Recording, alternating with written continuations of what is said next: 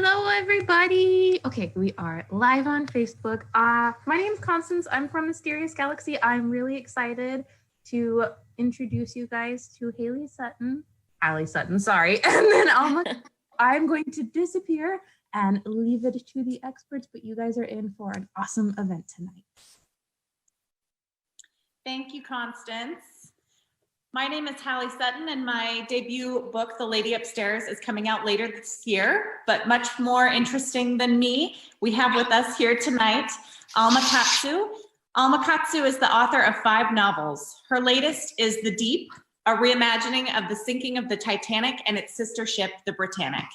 Her previous novel, The Hunger, a reimagining of the story of the Donner Party with a horror twist, made NPR's list of the 100 best horror stories, was named one of the best novels of 2018 by several media outlets and bookstores, and was nominated for a Stoker and Locus Award for Best Horror Novel. Alma, we're so excited to have you here, and this is a phenomenal book, so I'm excited to hear you read from it. Well, thank you so much. Thanks for joining us tonight. I really appreciate it. And thank you, Constance, for having us here. So yeah, we thought we'd start with just a little, I'll just read a few pages from it, just a few minutes, and then we're gonna do a few questions, and then we're really looking forward to taking your questions. And also, I just wanna remind you, if you like what you hear, or if you just want to take pity on an author, I'll take that too. You can order books through Mysterious Gallery, and we're going to have a special thing where we can do personalized book plates. So you can do that through the when you order online. But first, I'm just going to read you a few pages. 18 September 1916. For the attention of the director, Morningate Asylum, Liverpool. Dear Sir, I write in the hope that you may be of assistance in a sensitive matter. My dear daughter Annie disappeared unexpectedly from our home in the little village of Ballantoy 4 years ago. My wife and I have been searching for her ever since. We have made inquiries of hospitals and convalescent facilities, as our daughter was in a distraught state when we last saw her and suffering from injury, perhaps of a more grievous nature than we had thought at the time. We began with facilities close to us in Belfast and Lisburn and Bangor, but when we failed to locate her, we worked our way out, eventually crossing the Irish Sea to Liverpool. We wrote to 55 hospitals in all. Having met with no luck, it was suggested that we might expand our inquiries to facilities such as your own. Since childhood, our Annie has always been extraordinarily sensitive to the emotions possessed by all members of her sex. These emotions, however, can be both a blessing and a curse. A woman without these qualities would be a cold, heartless thing indeed. But to be possessed of too much love is no kindness. As her father, I at times cannot help but wish there had been a way to temper this quality in my dear Annie. And so I write to you, kind sir, to inquire as to whether there might be a woman in your establishment matching my Annie's description. She would be 22 years of age and stand 5'6" tall. She is a shy, soft-spoken lass who can go a week without a word to anyone. I pray that you will be able to end our nightmare and return our Annie to us. Yes, in a word, she ran away from the home we provided for her, but we suspect that it is merely her own fear of censor that keeps her away. Please know, sir, that we are pursuing this matter outside the law in order to preserve Annie's privacy and dignity. I pray we may count on your discretion. I imagine in your position, you see a goodly number of women in situations like my Annie's. She is our only daughter, and despite her frailties, her weaknesses, despite anything she may have done, we love her dearly. Please tell her that her brothers pray nightly for her return, and her room remains exactly as she left it, in the hope that we will take her again in her family's loving embrace. Yours respectfully, Jonathan Headley. Ballantoy, Civil Parish, County Antrim, Northern Ireland. 25 September 1916. Morningate Asylum, Liverpool. Dear Mr. Headley, I received your touching letter concerning your daughter Annie Friday last week. While I am not unsympathetic to your tragic situation, I regret to say that I am unable to cooperate. The Lunacy Act of 1890 has wrought many changes in the legal constraints governing institutions such as Morningate. The act has driven facilities to hitherto unimagined internal policies, designed, in my opinion, to protect the institution against spurious legal claims rather than for the benefit of its patients. At Morningate, these policies extend to safeguarding our patients' privacy. It is for this reason that I must respectfully decline to answer. It is a matter, you see, of protecting the privacy of the afflicted, who often suffer greatly due to the general public's prejudices against those with disorders of the nerves and mind. Please do not construe this reply as either affirmation or denial of knowledge of your daughter's presence at Morning Gate. As administrator of this institution, I am bound by law. Your servant, Nigel Davenport, physician and director, Morning Gate Asylum, Byshore Mews, Liverpool, England. Chapter 1. October 1916, Morning Gate Asylum, Liverpool. She is not mad. Annie Headley pokes her needle into the coarse gray linen, a soft color, like the feathers of the doves that entrap themselves in the chimneys here, fluttering and crying out, sometimes battering themselves to death in a vain effort to escape. She is not mad. Annie's eyes follow the needle as it runs the length of the hem, weaving in and out of fabric, in and out, in and out, sharp and shining and so precise. But there is something in her that is hospitable to madness. Annie has come to understand the erratic ways of the insane, the crying fits, incoherent babblings, violent flinging of hands and feet. There is, days after days and weeks and years, a kind of comforting rhythm to them. But no, she is not one of them. Of that she is certain. Certain as the Lord and the Blessed Virgin, her Dom might have once said. There are a dozen female patients huddled over their sewing, making the room warm and stuffy despite the meagerness of the fire. Work is thought to be palliative to nervous disorders, so many of the inmates are given jobs, particularly those who are here due more to their own poverty than to any ailment of the mind or body. While most of the indigent are kept in workhouses, Annie has learned, quite a few find their way to the asylums instead, if there are any empty beds to keep them, not to mention the women of sin. Whatever the reasons for turning up at Morning Gate, most of the women here are meek enough and bend themselves to the nurse's direction. But there are a few of whom Annie is truly afraid. She pulls in tight to herself as she works, not wanting to brush up against them, unable to shake the suspicion that madness might pass from person to person like a disease, that it festers the way a fine mold grows inside a milk bottle left too long in the sun, undetectable at first, but soon sour and corrupting until all the milk is spoiled. Annie sits on a hard little stool in the needle room with her morning's labor puddled in her lap.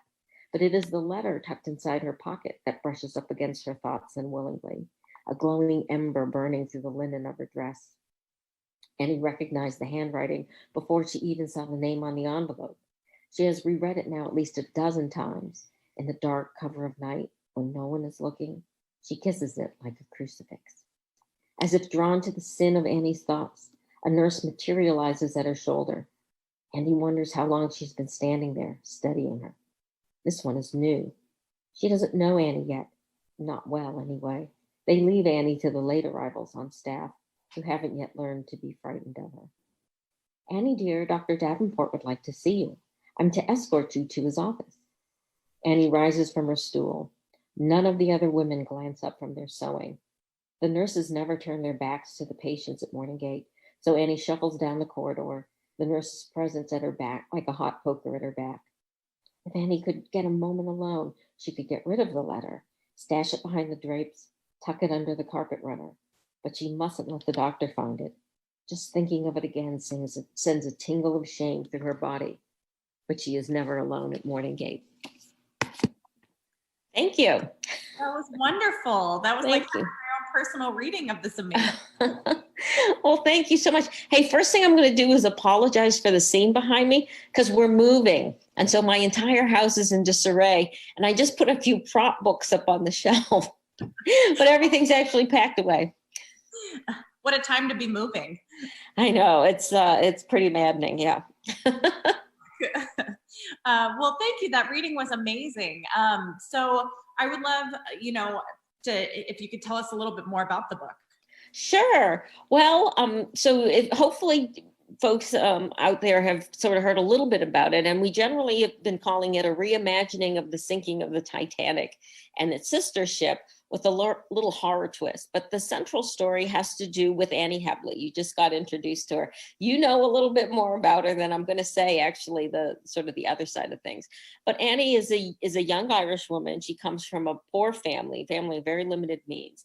And at the beginning of the book, you see that she's left her home, and there's actually a frame over it. So we start in 1916, and that's when the sister ship, the Britannic, made its last voyage.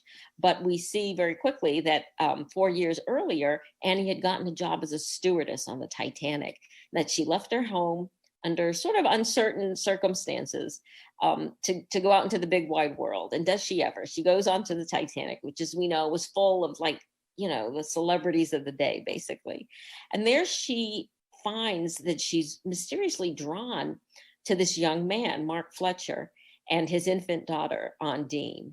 And once they meet, these strange, mysterious happenings start occurring on board.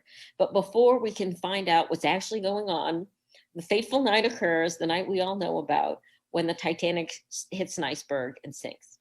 Well, then we come back to Annie 4 years later. She gets a job as a nurse on the Britannic, which has been pressed into service as a hospital ship for World War I.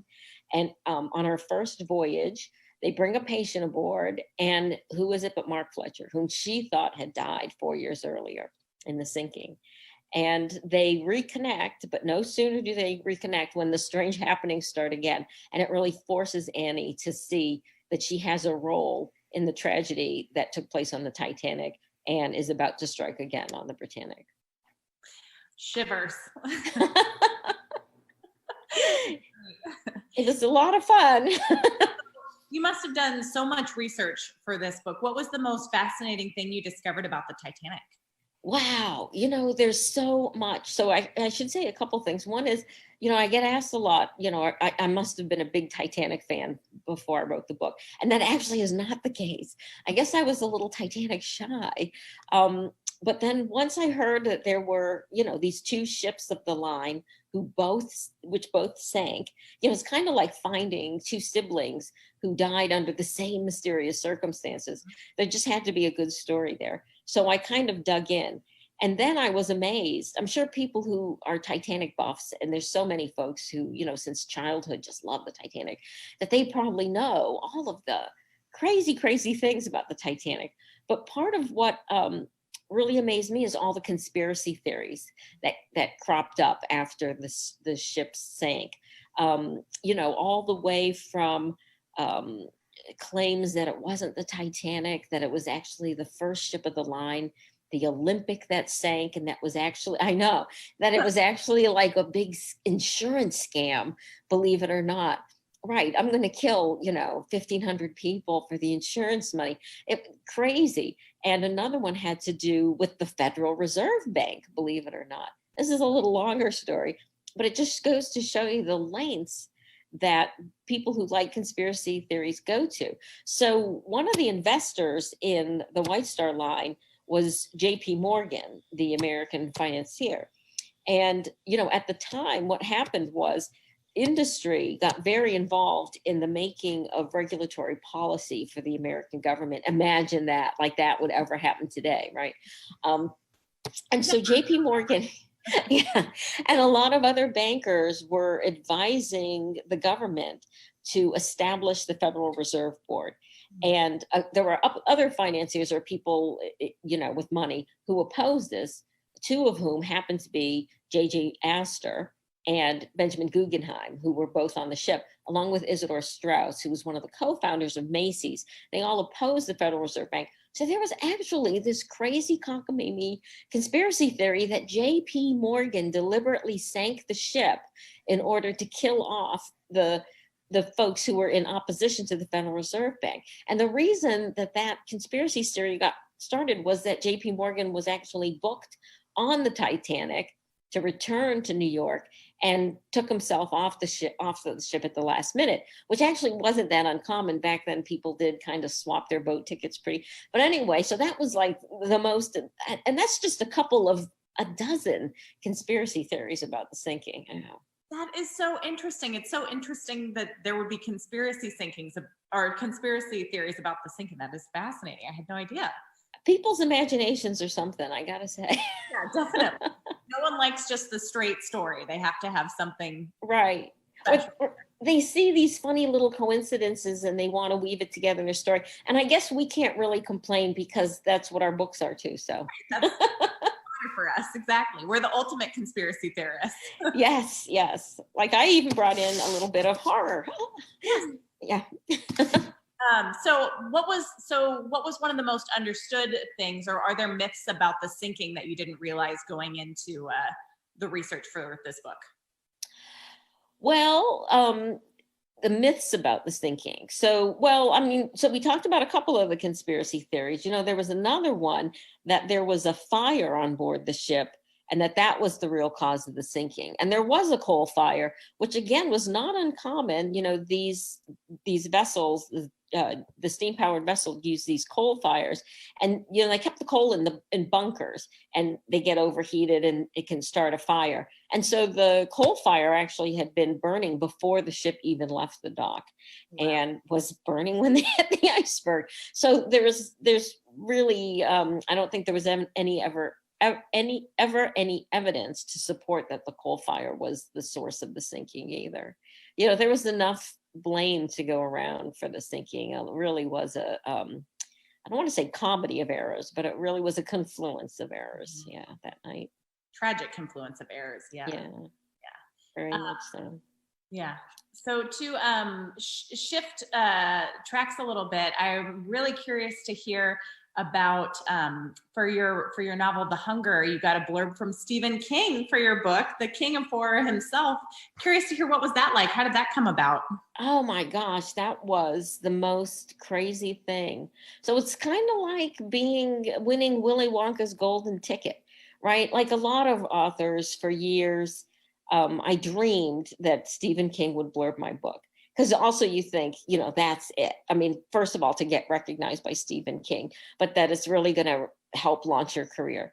But after a while, when it doesn't happen, you sort of accept the fact that, you know, you're not going to be struck by lightning. You're not going to be the one in 25 million, right? That it happens to.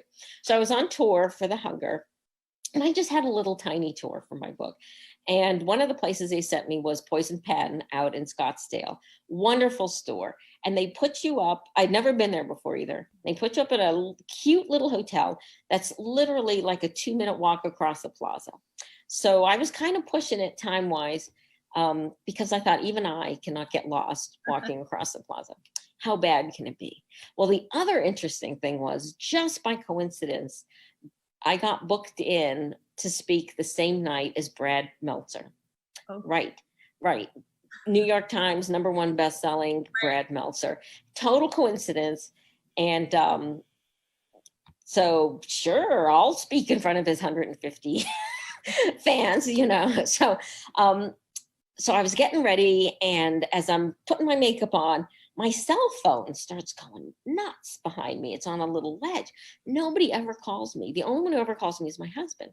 And there he's on the East Coast. And I'm thinking, what's wrong? You know, because like it has to be something like I locked myself out of the house. Right. So, and I'm running late. And I'm like, oh, should I answer it? And then it's like going so much that I thought it was going to fall off the shelf. So I pick it up and I look at it. And everybody I know is texting me or phoning me or whatever, saying Stephen King just blurred my book. Well, the next thing I know, I'm across the plaza. I'm in the bookstore and I'm standing there. And Brad Meltzer and Barbara, the woman who owns the store, are sitting on the stage and they're looking at me. And there's 150 people in between us. And they're looking at me like, what's wrong with her? And I kind of walk up to the stage and I hold up my phone and I go, Stephen King just blurred my book. And Brad looks at me and he grabs the phone out of my hand and he turns around and he holds it up to his audience and he goes, Stephen King just blurred your book. So yeah, first of all, I mean, it's such a generous thing for him to do. Also very amazing to hear the excitement in his voice. Like even he would be thrilled to get blurred by Stephen King. But the thing that was crazy is you just get this like tidal wave of attention constantly for at least 24 hours. Literally thousands of likes and retweets and stuff like that. It was amazing. And then I also got the opportunity to email back and forth with them for a little bit the next day. Yeah, I know. So it was a life-changing event, and it really opened my eyes to what it must be like to be in that kind of position, you know, where you can just help other authors like that. I'm very generous of them. What a wonderful story. I would just be a puddle. I don't know if I had, did you get through the reading okay? Do you even remember it? I just kind of sat there in a daze, and luckily, you know, they kind of expected Brad to do most of the talking, so it worked out okay. Yeah, it was pretty crazy night. Yeah, I can. Yeah. Crazy 24 hours, like you said, and amazing you got to email with him after too. Well, you know, we my team, the publishers and my agents and stuff, we kind of debated, when you tweet, is that really a blurb? And we didn't know how to interpret it. And everyone was like, well, we should probably ask his permission. Well, one of the agents on the team had a client who had been blurbed by Stephen King before. So that author, Paul Tremblay, very kindly sort of coached me through the protocol of asking Mr. King if it would be okay to use this tweet, to which he said, the tweet's public, you can do whatever you want with it. In case that ever happens to someone else. Better to ask permission, definitely. You would hate it. Right. To be like, yeah. Wonderful. Don't want to piss him off, right? But he couldn't have been more charming, really. Oh, wonderful. Wow, what a great story. That's amazing. So I know that you came into writing novels later in life and that you sold your first book at age 50. So how has achieving your dream of being a published author been? Has it been like you expected? Has there been parts of it that are different than you anticipated? Well, it's been very interesting. First of all, I feel like a little bit like a poster child for all the people out there who, because I was certainly, when I was in my master's program, I was in my master's program at 40, and there were folks in the class who had been recently retired and were now pursuing this dream. And, you know, so if it can happen to me, it can happen to anybody. But just to give a little bit of background, so I had a very long career in government. And I was coming to the end of my career in government when I got published, when my first book sold. And so it was an interesting experience, because in government, you know, you're used to being in the public sector, and literally almost my whole life was in government. So I'd never worked like in a commercial enterprise, never worked for profit, you know, never had to sell things or sell myself constantly. So that was a little bit of a shock. The short answer maybe is no, it wasn't what I thought it would be. You know, I grew up in the era, because, you know, as we pointed out, I'm old, before, when it was hard to know what things were really like, right? Not like things are so accessible these days with the internet, but I didn't know any authors. I didn't know what to expect. And you just kind of see the story that everyone is kind of fed, right? That you're going to be an author, and then once you sell your first book, it's all, you know, easy street from there, and you can write whatever you want, and they publish it, and you write in between, you know, your lunches with your editors and, you know, tea parties or whatever. And that's not, maybe it was like that one day, but it's not like that now. And it's, yeah, it's a combination of the art that you love, but also the commerce. And then for me, that was really the biggest learning curve, kind of understanding the business side of things. Yeah. How do you feel as a debut? Yeah, I would say it's kind of a similar thing. There's suddenly you're kind of like this public commodity in a different way. And I mean, I'm by no means any sort of big author, but it just feels kind of like a shift in the way that you're kind of presenting your book and yourself and social media and the way you're trying to push stuff. It's very different. You know, a year ago, I was just me, aspiring author, and now I have a book coming out. And but it's a dream come true. It's just a little bit different than maybe I would have expected it. Right. It's not quite what you think it's going to be. Right. Right. Well, you seem like you have your head on pretty straight. And I find a lot of debut authors these days, I don't know if there's just more advice out there, whatever, but they have it together more. But I have to say, my class, we were probably like the last group of emotional wrecks after our first book came out, because we all seemed to kind of go the same way, and it took us maybe a little bit more time to sort of get our feet under ourselves. But it is that first book is a crazy time. Yes, definitely, and a crazy time right now to be launching a first book. So yes, to be launching any book, I have to say, absolutely, yeah, the publishing industry is going through a lot of interesting times right now. Bookstores, my heart goes out to them. I'm just amazed at how nimble they've been to be able to really figure out how to completely change their business model, like almost overnight. It's so good to see. It is amazing. And it's amazing too to see like the literary community is really kind of coming together and supporting other people. I mean, it's been very heartening, but Yeah. Hard to know where we're all going exactly. I know it is where we're all going to end up on the other side of this. We're already seeing some shakeout in the industry. So yeah, definitely. So I have another question for you, and then we also have some questions from the audience, which is great. And feel free to keep them coming, you guys. But so, what are you working on now, if you can share, or just give us a little like snippet? well, a couple things. One is different than the last couple books I put out. So I mentioned that I had a long career in government. I actually was in intelligence. I know. When I tell that to people, I feel like I'm decloaking, but a lot of people know it now. I actually spent over 30 years working for CIA and NSA. Yeah, I've had a really amazing career, and I'm happy. I talk to a lot of people actually about careers in intelligence. But the funny thing is when I started writing, I was really deep into it. And in the beginning, especially at the program I was in, you get the chance to talk to editors and agents, and they would all say, oh, with your background and your platform, you should be writing a spy novel. I wasn't. I was writing The Taker. Mm-hmm. And they said, we really want you to try writing a spy novel. And you can tell us what it's really like. Oh, those magic words. So that's what I did. I wrote a spy novel that told it what it was really like. And they all read it and they all rejected it. And they said, nobody wants to read a book about someone doing their job. So I just figured it wasn't in the cards for me. But a few years ago, I was talking to my editor, Sally Kim at Putnam, and she had mentioned how much she loved the TV series, The Americans, that sort of mix of espionage, but then also that very personal look, that domestic thing. She said, I'd love to get a book like that. And I said, well, let me think about it. And a week later, I came back with a proposal. Well, she liked it, but it wasn't, big enough. We spent a year going back and forth, tweaking that plot until it really is. It's crazy twisty. And then I started writing it. And that book is coming out next year, about a year from now. That's coming out in the spring of 2021. It's called Red Widow. I hope people will keep it in mind if they like spy novels.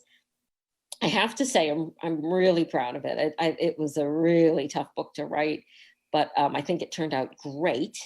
And so please keep an ear out for that. And we did just finalize the contract on the next historical horror novel. Yay! So thank you. So in 2 years, that'll come out. It's called The Fervor. And it has to do with World War II, an incident that happened in World War II. The fire balloons that were sent over from Japan. It's not a well-known story, but some of you may have heard of it, especially on the West Coast. And so it deals with Japanese internment and, the treatment of the Japanese during World War II during World War II. And just that wasn't the best episode in American history. I seem to write about bad episodes in American history. But I'm Japanese American, and I have family members who were interned. This was part of my life, and I think there's some interesting stories there to be told. Absolutely, and very American stories that I think need to be told so they don't go the way of, we don't repeat those same lessons. And that's the one recurring thing of the books that I've written, like especially The Hunger. When I don't know if we have time for this, but towards the end, when we were going through the edits, Sally had said to me at one point, there's something about this book that just kind of reminds me of what we're going through right now. Well, I had written the book during the 2016 presidential campaign and election, and I was a little horrified. Like, I didn't want it to be about now. As a writer, you can't help, certain things are going to bleed through. But I went back and I looked at the history to make sure that it was reflective of what the big issues were in the time. And I do think it was, but that's kind of what I keep finding out. Like, same thing with The Deep. It's the issues that were going on at the time are some of the same issues we're going through today. And those are the themes that I really tried to bring out in The Deep this time, say, learn my lesson rather than have it sort of be back-ended. I tried to figure it out up front. So the Deep is, has two main issues. One has to do with class and income disparity. If you think of the time that the Titanic was sailing, it was the end of the Edwardian era, part of the Gilded Age. It was the era where the term robber baron was actually coined for. And you have to admit, we're kind of going through that right now. So I'll put my CIA hat back on. And back at the turn of the century, we were doing a lot of research on demographics, because demographics are very stable. And so when you hit a big milestone like the year 2000, you're going to do these demographic looks out for 50 years, 25, 50 years. And we already knew then that the middle class was shrinking and that the lower class was expanding globally. And it was happening in the United States. And now look at us 20 years later, it's really been exacerbated. So I don't really think, no matter what your political beliefs are, that this is open for debate. And then the second thing has to do with women's rights. This was the era of women's suffrage. Women still did not have the vote in America or the UK. And so that's a big part of the Deep. There's a lot of female characters. You have Anne Hebley, the poor stewardess, who's the main character. You also have Madeline Astor, who is the young woman who just married the richest man in America. But no matter where these women are on the spectrum, economic spectrum, you're seeing all of them struggle with what it means to be a woman. And to either rebel against the straitjacket that society puts on you, or you're trying to navigate your way. But so again, those were the two big issues of the time that I think are actually something we continue to struggle with today. Absolutely. And it makes me think of on the Titanic, literally they were valuing some lives more than others based on your income, Yes, although, I was just in this event with a historian who wrote a nonfiction book on the Deep, which I constantly give a shout out to. It's called The Ship of Dreams by Gareth Russel. It's phenomenal. He did an amazing job in his research. And one of the things, we talked about a few of the myths of the Titanic, and one that he jumped on right away, because you do hear it all the time, this idea that somehow the third class passengers were locked below and not allowed to come on. And that is a total myth. But what you did have when the ship was sinking was utter pandemonium. And it's sometimes hard, I think, for modern minds to imagine what the situation was like, because we're so used to things like walkie-talkies, or trans-ship communications and asynchronous communications. But there was none of that on the ship. They used bells to let the staff know they were needed. There was no way to really, uniformly get, so there was just complete confusion. And everyone, the stewards, the various officers, were all interpreting what they thought the captain's orders were differently. So, that alone really, I think, was the thing that really caused, a lot of needless deaths that night. That makes sense. That is true. That's a frightening aspect. Yeah.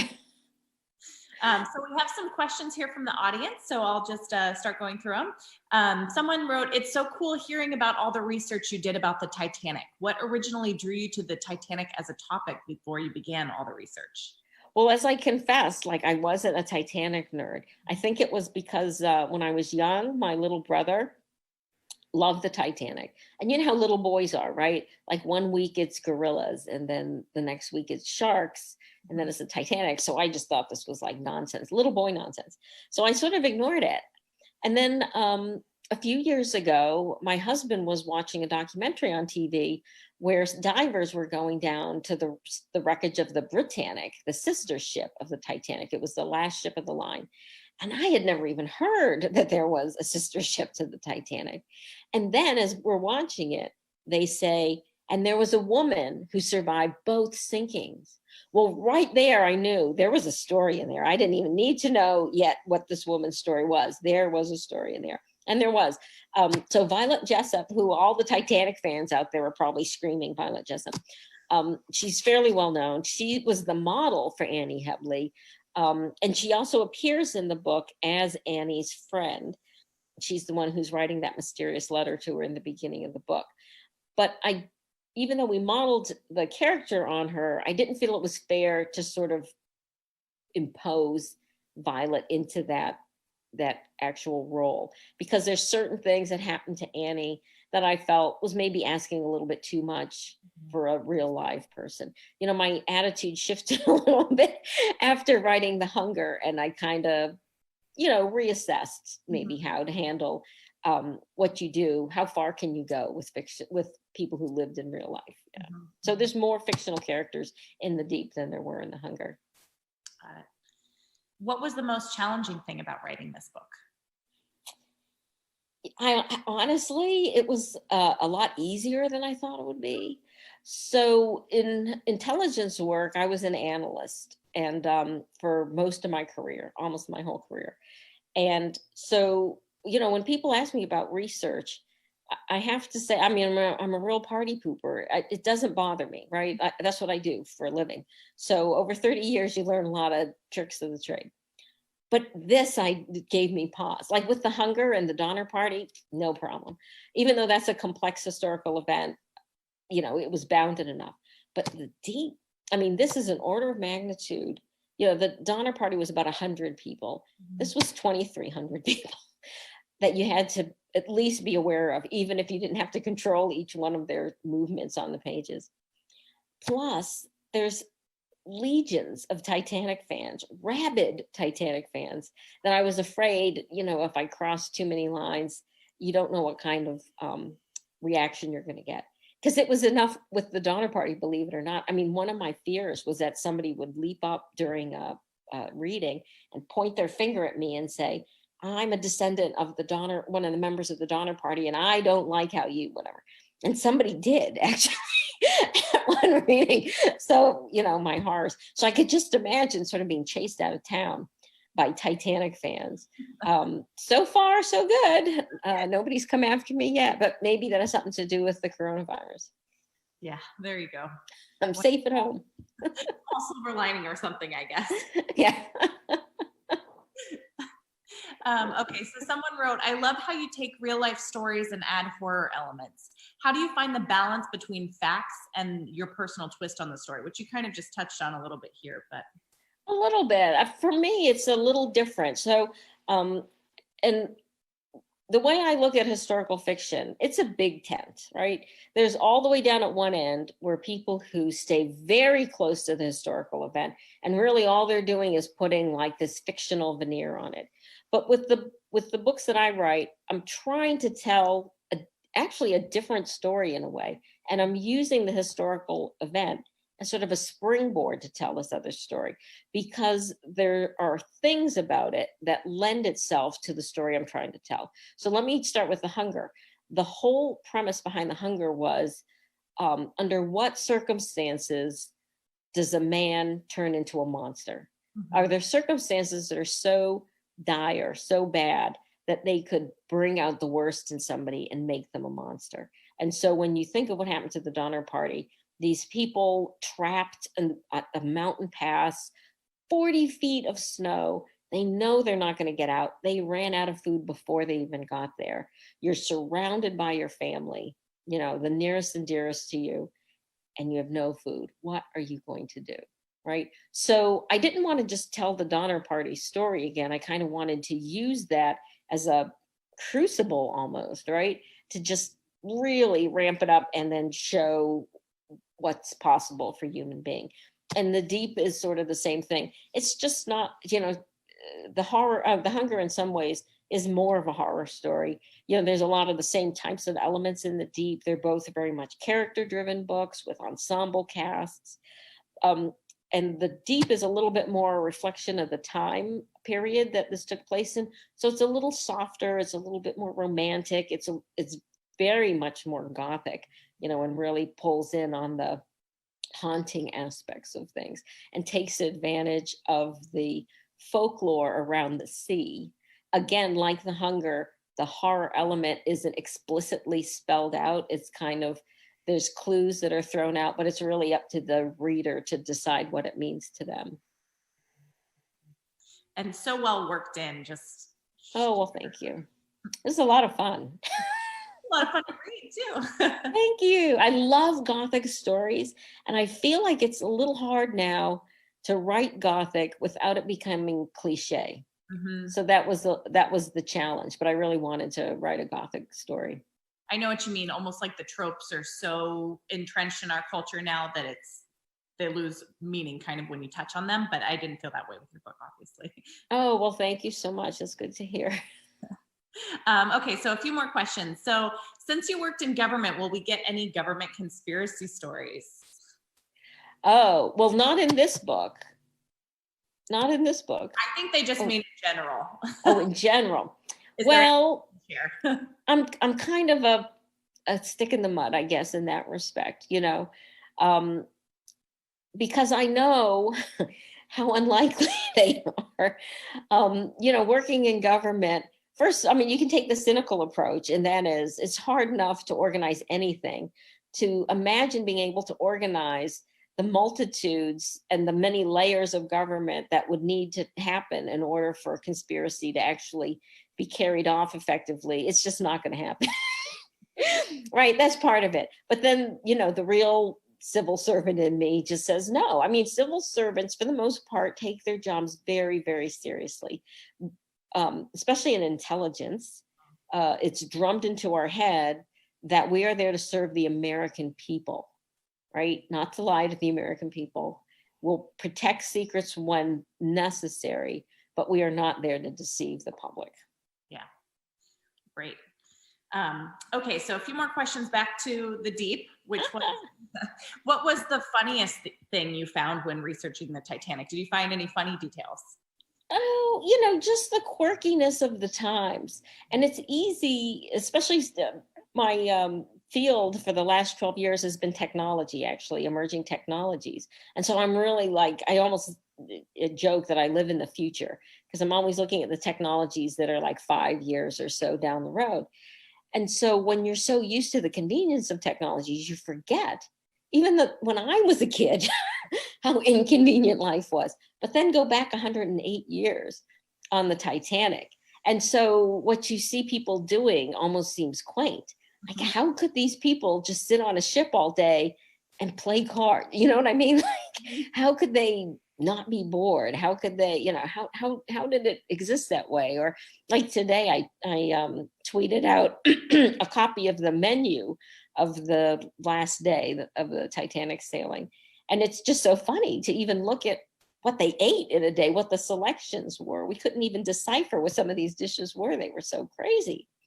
Cocky, leaky, something like that anyway.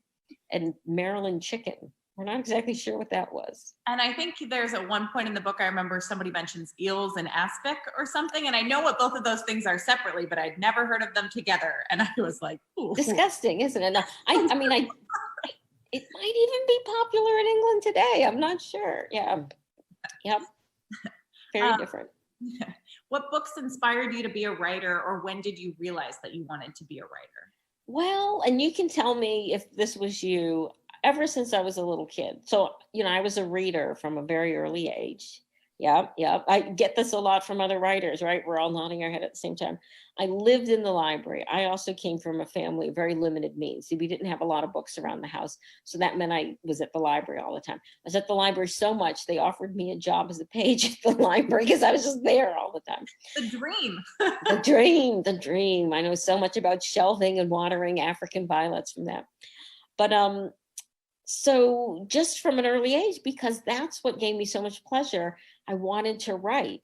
But I didn't really know what it took or what it meant to be a writer. And back then, again, didn't have the glorious internets.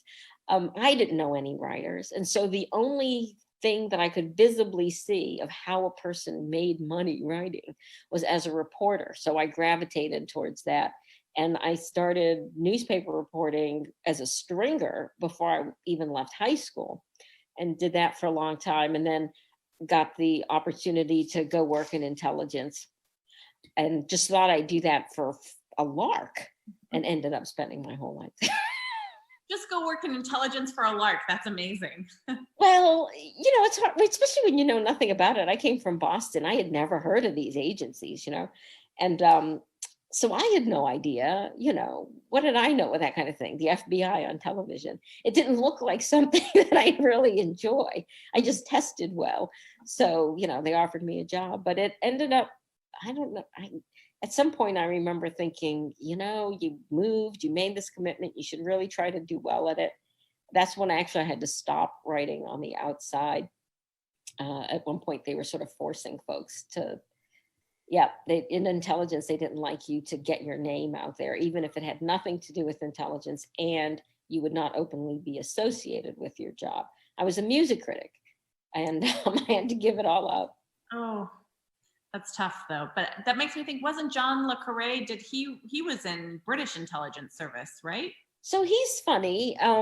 Everything I've read on him and his interviews, he wasn't in it very long. So I think that MI6 has a similar training program to CIA. And there's a lot of different jobs in intelligence. It's CIA, the one that everybody thinks of, and I actually recruited for a while for CIA. So I feel like I'm giving the spiel. But is the job that everybody thinks of, right? Spies. And that's what we call the clandestine service. And there's a training program when you are pulled into the clandestine service. It's a 3-year program. And basically at the end of the 3 years, you're going to sink or swim. And a lot of them get out at the end of the 3 years. Well, John le Carré got out at the end of the 3 years. And he says himself he wasn't a very good spy. And he feels like his knowledge of spy tradecraft is actually not that great. And that what he ended up using for a lot of his books are people he talked to after he had gotten out of the service. Got it. Well, that makes a little more sense, because I had always kind of wondered, wouldn't they have an issue with him publishing books that are maybe... Well, yeah, they have issues with anybody. So in the US, you sign a non-disclosure agreement that binds you for life. And so all my books, if they have anything to do with anything I worked on as an intelligence officer or are about the service, it has to go through pre-publication review. That's a little nerve-wracking. I'm happy to say Red Widow made it out of pre-publication review without one change. Hey. Yeah. Yeah. That's great. Yeah, that would be nerve-wracking, but Oh, man. that sounds like a phenomenal book. I can't wait to read it. Thank you. Yeah, I'm really, really hopeful. So we have another question in here, which is, congrats to both of you on your novels. Thank you. Do either of you have advice, tips, or recommendations to authors looking to gain representation? Do you want to go first? Sure. So I would say it's the one that I think everyone tells you, but it seems like the most valuable tip I could offer, which is really that you should be researching. You should know exactly why you're reaching out to this particular author, and every query letter that you send should be tailored to, particular agent, queried to that agent. And for me, that ended up being a lot of reading acknowledgments, doing research for books that I felt like were kind of where I wanted to go, and that, trying to carve out a specific space. I'm a thriller writer, but that's a huge market. So like, who is doing exactly kind of what I want to do? Because there's always somebody, it's never that your book is so unique that there's no one else on the planet who's written anything like it. If that's true for you, congratulations. Yeah, so for me, I would say just making sure you really do your research and you really understand why it's that agent that you're reaching out to. So I'm glad to hear that, because, I looked for an agent 10 years ago, and I understand the business has changed a little bit since then. And I know there's like a lot of services out there that kind of help writers query.